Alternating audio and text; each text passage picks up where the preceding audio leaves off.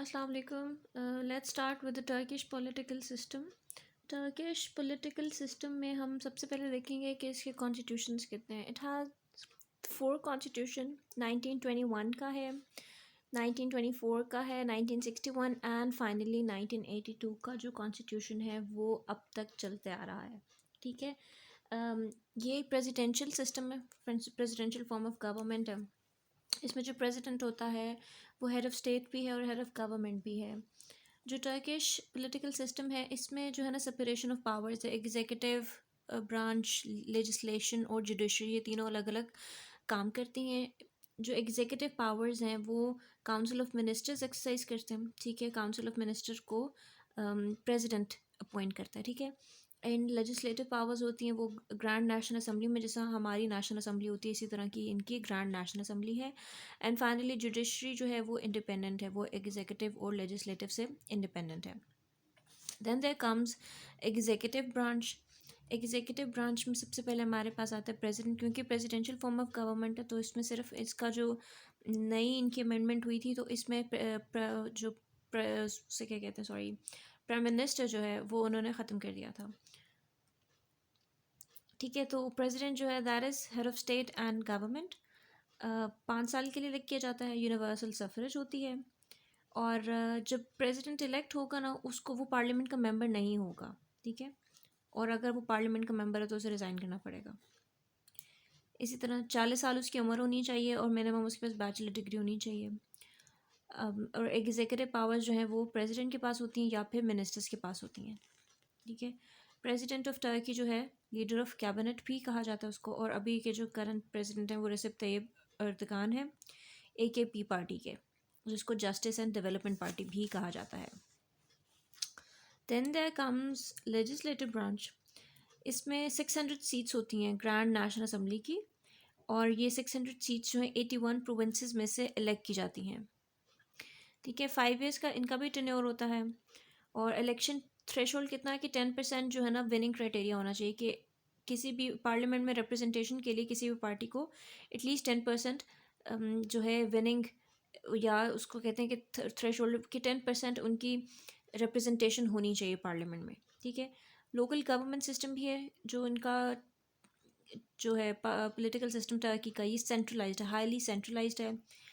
इसमें जो member state है ऑफ काउंसिल ऑफ यूरोप, उस पर एक ऑब्लिगेशन है to implement the European charter of local self government, क्योंकि ये यूरोपियन EU को भी रिप्रेजेंट करता है टर्की जो है, तो उनके चार्टर को भी इसने ऑब्लिगेशन है कि उसको भी इम्प्लीमेंट करे। ठीक है। अच्छा, फिर हम इसमें देखेंगे जुडिशरी का। जुडिशल सिस्टम जो है इनका वो इंडिपेंडेंट है, और फ्रीडम ऑफ जुडिशरी जो है वो इनके कॉन्स्टिट्यूशन में है। ठीक है। कॉन्स्टिट्यूशनल लॉ है कि जुडिशरी जो है वो independent of executive and legislation होगी। अगर जजेस जो हैं कोई भी रूलिंग देते हैं तो उन्हें डेफिनेटली बताना है कि हर रूलिंग को वो एक्सप्लेन करेंगे on the basis of provision of constitution. कोई लॉज हैं, जुरिस्प्रूडेंस है या पर्सनल कन्विक्शन, जो कुछ भी है वो एक्सप्लेन करेंगे उस रूलिंग को। हाईली स्ट्रक्चर इनका जुडिशल सिस्टम होता है, कोई जूरी सिस्टम नहीं है। जस्टिस ऑफ द पीस है, जब कोई छोटा, उसमें सिंगल जज होता है, कोई छोटा मोटा माइनर सिविल क्राइम हो जाए या कोई पेटी क्राइम्स होते हैं तो वो जस्टिस ऑफ द पीस में जाते हैं। और फिर अगर कोई जुडिशल रिव्यू करना हो तो वो कोर्ट ऑफ अपील्स में जाता है, कोई मेजर क्रिमिनल केस कन्विक्शन है तो। इसी तरह इनकी ढेर सारी कोर्ट्स हैं, हाई कोर्ट्स भी हैं, कोर्ट ऑफ अपील है, काउंसिल ऑफ स्टेट हैं, supreme council of public accounts हैं, मिलिट्री कोर्ट्स हैं। ठीक है। ये बेतहाशा इनकी कोर्ट्स हैं, अलग अलग हर चीज़ के लिए। अच्छा, इसमें हम मेजर बात करते हैं जी पॉलिटिक्स में मिलिट्री का क्या इन्वॉल्वमेंट है। इस पर क्वेश्चन ज़रूर आता है। अगर टर्की का कभी भी कोई क्वेश्चन आता है तो मेजरली मेजर जो क्वेश्चन आता है ना, मेजॉरिटी ऑफ द टाइम वो आता है मिलिट्री का रोल इन टर्किश पॉलिटिक्स, या फिर ग्रैंड नेशनल असम्बली का रोल क्या है। ठीक है। इसी तरह के, या प्रेसिडेंशियल फॉर्म ऑफ गवर्नमेंट पे इस तरह के कुछ क्वेश्चंस आ जाते हैं। सो कैमलिज्म पे भी आ जाता है कि कमाल अतातुर्क के क्या रिफॉर्म्स थे, उनको भी हम इनकमिंग लेक्चर्स जो है डिटेल में पढ़ेंगे। अब मुस्तफ़ा कमाल अतातुर्क ने 1923 में सेक्युलर टर्की को, मॉडर्नाइज सेक्युलर टर्की को जन्म दिया, फॉर्म किया, ठीक है। और इसमें बहुत ज़्यादा रोल, क्योंकि जो अतातुर्क थे, कमाल अतातुर्क, वो अकेले इस चीज़ को नहीं लेके चल सकते, तो उन्हें डेफिनेटली कोई बैकअप सपोर्ट चाहिए थी। तो मिलिट्री ने उनको बहुत बैकअप सपोर्ट दिया। जैसे हम पाकिस्तान में मिलिट्री का बहुत ज़्यादा इन्वॉल्वमेंट रहा है इन द प्रीवियस ईयर्स। जब हम देखते हैं तो पॉलिटिक्स में, गवर्नमेंट में मिलिट्री डिक्टेटरशिप हमारी बहुत ज़्यादा थी, ठीक है। तो हमारे यहाँ डेमोक्रेसी का बहुत कम इन्वॉल्वमेंट था। लेकिन इसी तरह जो है ना, टर्की में भी यही है कि उनका मिलिट्री का इन्वॉल्वमेंट बहुत ज़्यादा था। और मिलिट्री ने जो कमाल अतातुर्क ने रिफॉर्म्स बनाए, अगर उसको सेक्युलराइज किया, ईयू में उनकी इन्वॉल्वमेंट रखी टर्की की, ठीक है। यूएस के बहुत करीब था कुछ टाइम पहले तक टर्की ना। तो इसको मेंटेन करने के लिए मिलिट्री ने बहुत ज़्यादा साथ दिया। 1960, 71 और 80 इसमें मिलिट्री कूज हुए हैं, ठीक है, जिसमें जो है बहुत ज़्यादा मेजर चेंजेस आए हैं इनके पॉलिटिक्स में। और टर्किश मिलिट्री जो है ना, वो अपने आप को समझती है कि वो गार्डियन है टर्की की, या कॉन्स्टिट्यूशन को सिक्योर करने के लिए। 1997 में जो इनके प्राइम मिनिस्टर थे अरबकन, वो इस्लामिक ओरिएंटेड थे, तो उनका भी जो रिमूवल हुआ, तो इस मिलिट्री की वजह से उनका भी रिमूवल हुआ। अब आर्मी जो है ना, वो इनकी बहुत सख्त है, क्योंकि उसके भी ऑर्डर्स हैं, उसको भी पता है कि उसके क्या रोल्स हैं, क्या उसने चलाना है पॉलिटिक्स को। तो मतलब उसने अपने आप को एक बहुत ज़्यादा रखा हुआ है पॉलिटिक्स में, इसके इन्वॉल्वमेंट में।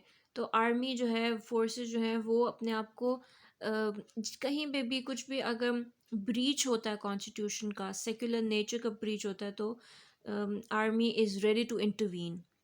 और ये चीज़ उनके उनके माइंड में है कि कहीं भी होगा। अब आके थोड़ी सी सिचुएशन जो है ना बेहतर हुई है, डेमोक्रेसी उसमें आई है जब से रेसिप तैयब एर्दोगान का इन्वॉल्वमेंट रहा है, जब से वो प्रेसिडेंट हुए हैं।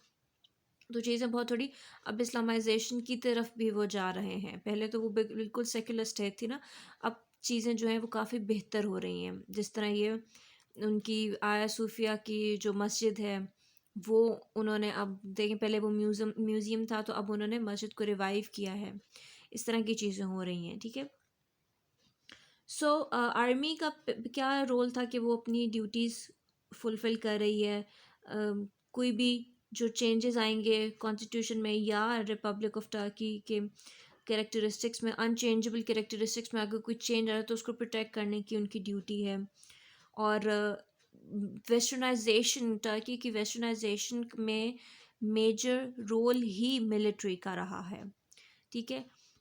तो ये उनका मिलिट्री का काम था। उन्होंने अपने, क्योंकि मुस्तफ़ा कमाल के साथ मिलिट्री का बहुत ज़्यादा इन्वॉल्वमेंट रहा है, उन्होंने बहुत ज़्यादा उसकी सपोर्ट के साथ ही वेस्टर्नाइज़ किया है टर्की को। लेकिन अब ये बहुत हद तक कम हो चुका हुआ है, क्योंकि जब से ये यूरोपियन यूनियन में इन्वॉल्वमेंट हुई, जब से उसमें आया, तो उनके कुछ चार्टर थे, और कुछ क्या कह सकते हैं, कुछ चेकलिस्ट थी जिसको फॉलो करना था टर्की ने। तो इस वजह से उन्होंने मिलिट्री का रोल बहुत हद तक कम भी किया, सो दैट वो यूरोपियन यूनियन के काउंसिल में या उस सर्कल में जो यूनियन में शामिल हो सकें, ठीक है। तो ये टर्किश पॉलिटिकल सिस्टम का थोड़ा सा बैकग्राउंड था। आगे हम इसको मज़ीद डिटेल में पढ़ेंगे। So thank you so much, take care.